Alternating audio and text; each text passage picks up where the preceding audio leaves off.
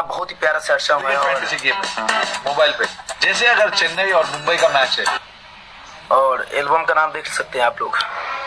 हाँ, जस्ट अभी रिलीज हुआ है धड़की ना धड़कन, और ग्लोबल जंक्शन भोजपुरी पे है, तो बहुत ही तगड़ा सॉन्ग है। उस समय आया था ग्लोबल जंक्शन से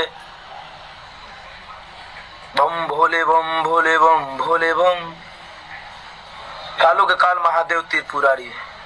आप लोग का बहुत सारा प्यार से बात था। एक 102 मिलियन था वो गाना, जो हम लोग रात को 1.5 मिलियन क्रॉस होता तो हम लोग काटे थे, और सुबह होते तो 2 मिलियन क्रॉस था। तो आप लोग का बहुत सारा प्यार से बात रहा है।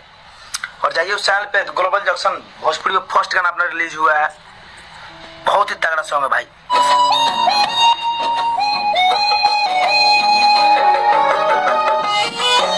Hello hi good morning. अभी हमारे भाई लोग 116 आदमी जुड़े हुए हैं, लाइव को अभी वॉच कर रहे हैं।